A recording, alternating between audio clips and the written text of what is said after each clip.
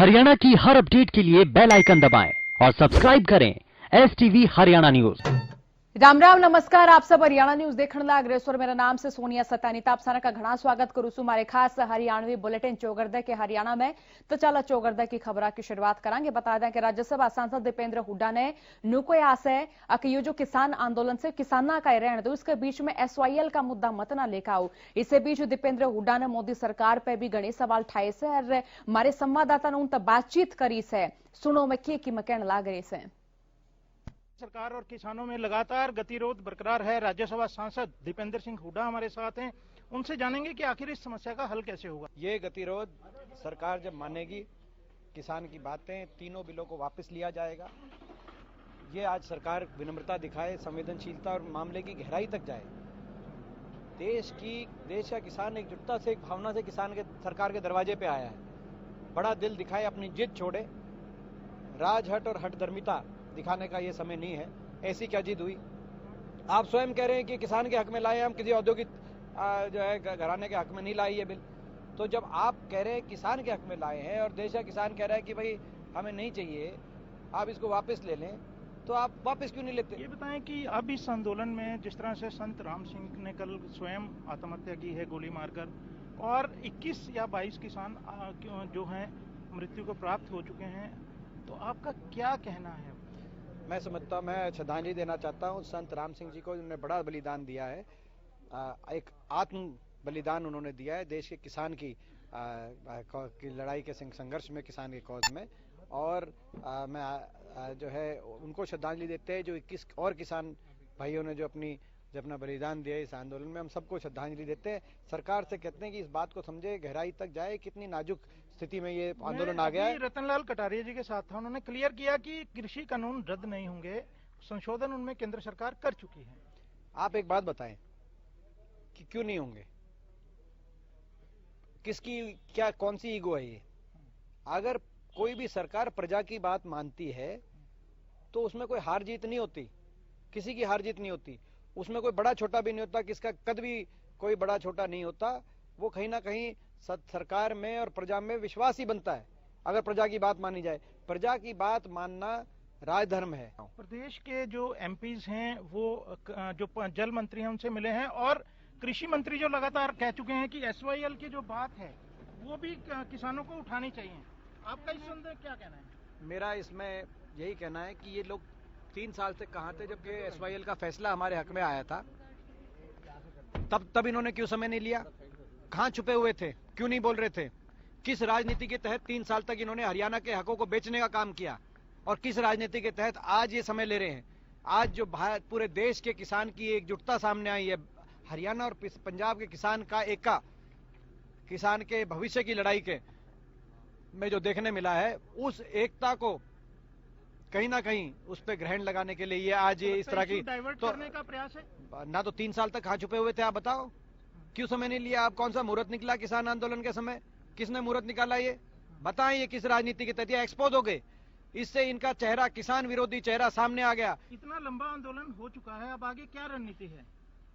आगे की सरकार से मैं विनम्र प्रार्थना करता हूं कि सरकार, प्रधानमंत्री जी स्वयं इसमें हस्तक्षेप करें। अब ये नाजुक स्थिति में, गंभीर स्थिति में के मोड़ पे आंदोलन पहुंचा है, सरकार स्वयं इसमें आगे पहल करे, प्रधानमंत्री जी पहल करें और हठधर्मिता सरकार छोड़े, इसका समाधान निकाले। शुक्रिया। तो जो एकमात्र जो राज्यसभा विपक्ष के सांसद हैं, उनका साफ कहना है कि राज्य सरकार, जो प्रदेश माफ करें, जो केंद्र सरकार है वो हठधर्मिता छोड़े और किसानों की बात माने, क्योंकि बात मानना राजधर्म होता है और ना मानना हठधर्मिता। उन्होंने ये भी कहा कि किसान जिस तरह से आंदोलन कर रहे हैं ये अच्छी बात नहीं है, और ये ज्यादा लंबा आंदोलन खींच चुका है। ऐसे में इनकी मांग जो है मानी जानी चाहिए। हरियाणा न्यूज के लिए चंडीगढ़ से कैमरामैन संजय सिंह के साथ राकेश गुप्ता। तो नुने केंद्रीय राज्य मंत्री रतनलाल कटारिया गेला भी हमारे संवाददाता ने बातचीत करी। SYL की गेला कई मुद्दे पर उन्होंने अपनी बातचीत जो से जनता के सामने धरी। सुनो में भी के बोले।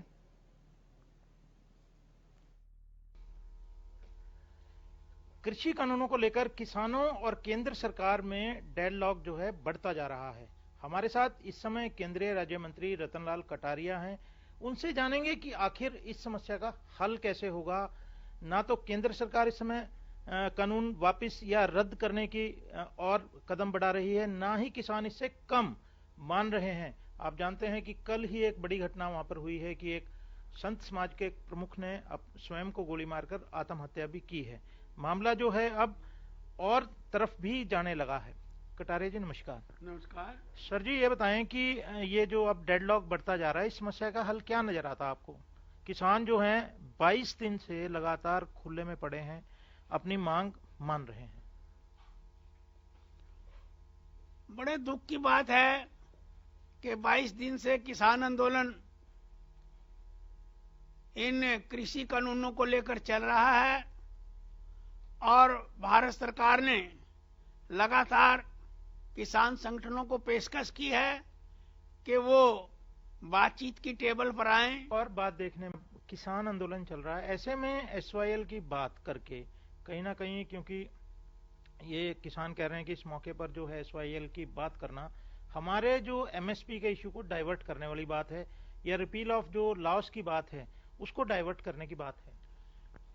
देखिए, कोई एमएसपी को डाइवर्ट करने की बात नहीं है और कोई रिपील ऑफ द एक्ट्स को लेकर भी कोई वो बात नहीं है।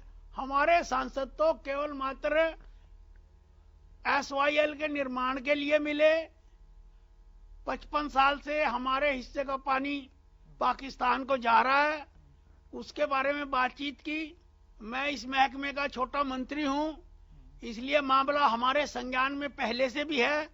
अब हरियाणा के सांसदों ने मिलकर ध्यान में लाया है, वो कृषि मंत्री तोमर जी को भी मिले हैं। सुप्रीम कोर्ट ने भी हरियाणा और पंजाब को मिल बैठने के लिए बात कही है। 18 अगस्त को इस मामले के ऊपर पंजाब और हरियाणा बैठे थे। अगली मीटिंग भी ड्यू है जो चंडीगढ़ के अंदर ही होने की संभावना है। ये हरियाणा की कहीं पंजाब पे दबाव बनाने की रणनीति तो नहीं है? क्योंकि आप लोग लगातार आरोप लगा रहे हैं कि पंजाब में कांग्रेस की सरकार है, किसानों के आंदोलन को पंजाब की सरकार का समर्थन है। एसवाईएल का इश्यू इस दौरान छेड़कर कहीं पंजाब को दबाने की या दबाव बनाने की रणनीति तो नहीं है भाजपा की? देखिए, कोई किसी पर दबाव बनाने की बात नहीं कर रहा है। जिस प्रकार से पंजाब अपनी बात कर रहा है, सारी किसानों के बारे में बात कर रहा है, उसी तरह से हरियाणा प्रदेश को भी अपने हितों की बात करने का पूरा पूरा हक है।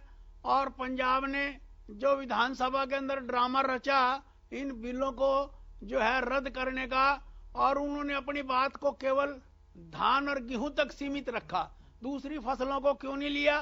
किसान जो इतनी फसलें उगाता है, तो वो सारी राजनीति से प्रेरित बातें।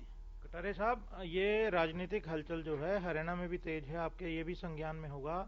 पीछे 6 विधायकों ने मीटिंग कर कर किसानों के हित की बात की है, मुख्यमंत्री से भी वे मिले हैं और ये भी कहा है कि प्रधानमंत्री से वे बात करें और किसानों की भावनाओं को समझने के लिए आग्रह करें। इस बात से, क्योंकि अब जिस तरह से जनप्रतिनिधि जुड़ने लगे हैं, तो ये मांग जो है, अब आपको कितना बड़ा ये संकट लगता है कि आंदोलन सिमटने का? संकट कोई नहीं है। विधायकगण इंडिपेंडेंट कोई मुद्दा हरियाणा सरकार के संज्ञान में ला रहे हैं और वो अखबारों के माध्यम से हमारे भी संज्ञान में आ रहा है।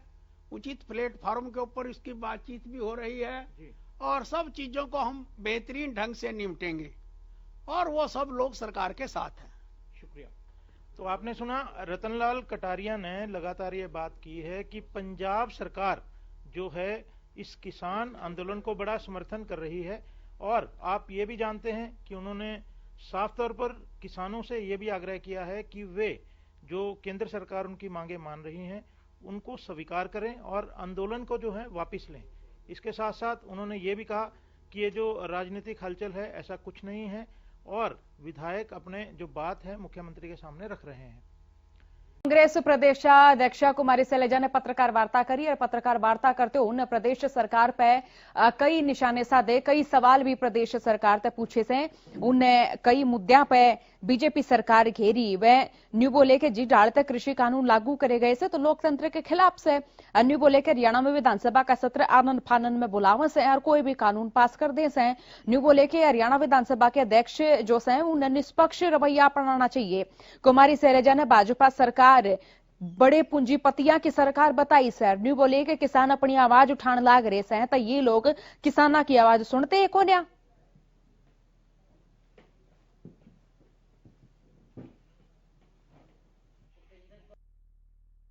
सरकार कोई भी हथकंडे अपनाती है अलोकतांत्रिक ढंग के, लेकिन आम लोगों की आवाज सुनने की इनको आदत नहीं है। केवल एक मन की बात सामने आती है, लोगों के मन की बात कोई सुनने को तैयार नहीं। किसान अपनी आवाज उठा रहे हैं, ये उनकी आवाज सुनते नहीं हैं और किसान वहां पर ऐसे मौसम में भी बैठे हैं हड़ताल पर।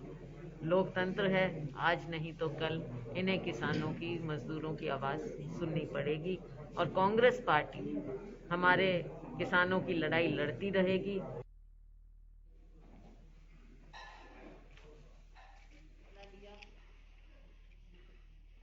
हमारे कैंडिडेट पंचकुला, अंबाला और सोनीपत की उम्मीदवार उपेंद्र कौर जी हमारे विधायक हैं।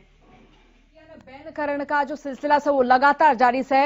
खबर उचाणा के पालवा गांव की से जड़े तय जो से के नूके दिया गया से ग्रामीणा की ओर तय आड़ कोई भी सत्ता का जो नेता आया उसकी एंट्री नहीं होने दी जाएगी, कोई नेता आड़ बढ़न नहीं दिया जाएगा। पालवा गांव में किसानों ने राजनेताओं की नो एंट्री के पोस्टर भी लगा दिए और यो गांव जो से दुष्यंत चौटाला के उचाणा हल्के में आवस है। गांव के भीतर किसानों ने साफ साफ लिख दिया से कि उनने नेताओं की भाषणबाजी मंजूर कोन्या, साथ ही उनने सरकार के खिलाफ नारेबाजी भी करी से। उसपे हमने लिखवाया ये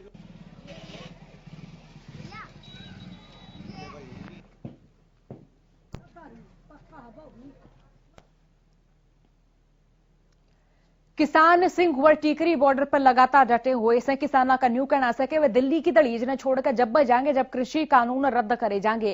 तो इससे बीच में सुप्रीम कोर्ट की ओर से भी लगातार सुनवाइयां का दौर जैसा वो जारी है। तो इससे में किसाना ने एक उम्मीद भी जागी से कि कितना कितने जो देश की न्यायपालिका से वो किसाना की आवाज जरूर सुनेगी। हमारी इस रिपोर्ट के मार्फत जानो कुछ बिंदु।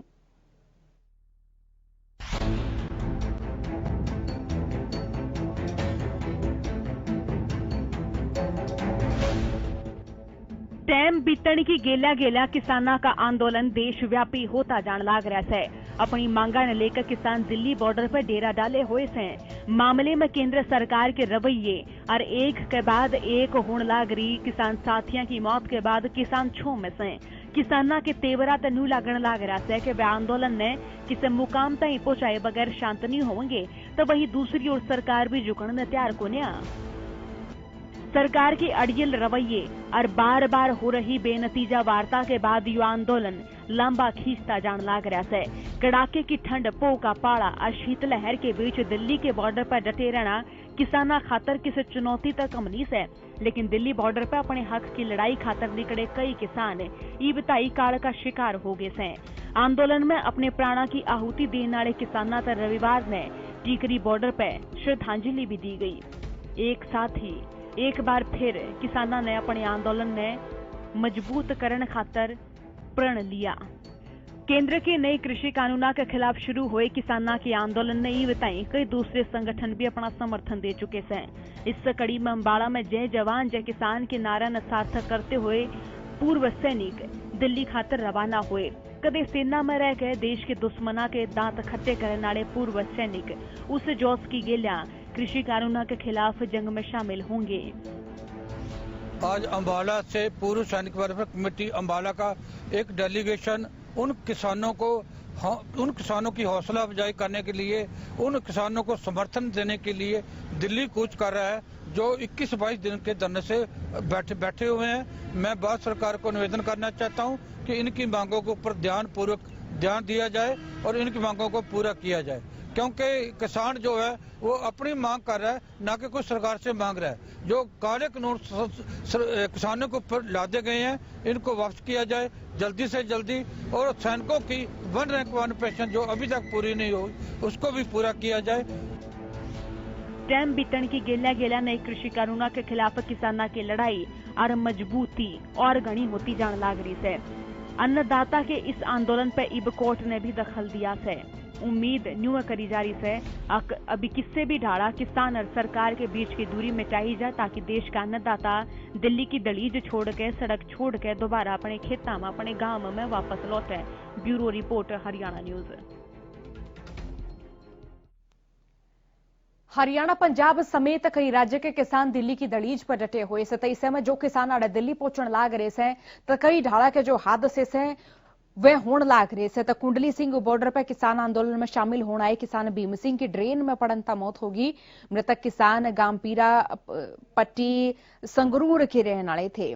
कुंडली थाना पुलिस ने शव कब्जे में लिया और सोनीपत के सरकारी अस्पताल में पोस्टमार्टम खातर भेज दिया। इस दौरान सिख समुदाय और उनके गांव से जुड़े व्यक्ति धरना स्थल पर पहुंचे तो वही सिख समुदाय के लोगों ने मृतक किसान के परिवार से पंजाब और हरियाणा सरकार तक मुआवजा देने की भी मांग करी से।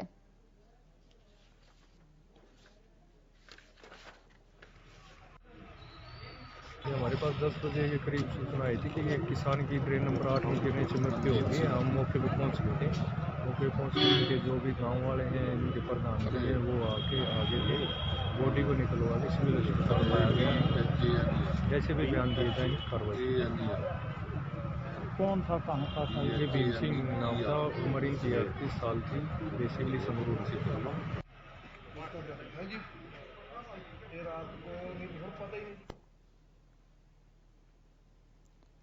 तेनुने किसान आंदोलन ने देखते हुए सारे जो शहर से उनकी सुरक्षा भी चाक चौबंद करनी पुलिस प्रशासन ने शुरू कर दी से। बात अगर गोहाना की करें तो आड़े भी गोहाना सिटी थाना पुलिस ने शहर में सुरक्षा बढ़ा दी से और सारे चौका पर जवाना की तैनाती कर दी से। शहर में जाम न लगे इसने लेकर भी कई रूट डाइवर्ट करे। मामले में एसएचओ महिपाल सिंह ने बताया कि किसानों के आंदोलन देखते हुए गोहाना में भी पुलिस सुरक्षा बढ़ा दी से। हर चौक पर ट्रैफिक पुलिस के जवाना की गेलिया सिटी थाना पुलिस के जवाना की तैनाती करी गई है, ताकि शहर में किस ढाड़ा ट्रैफिक जाम की स्थिति ना बने।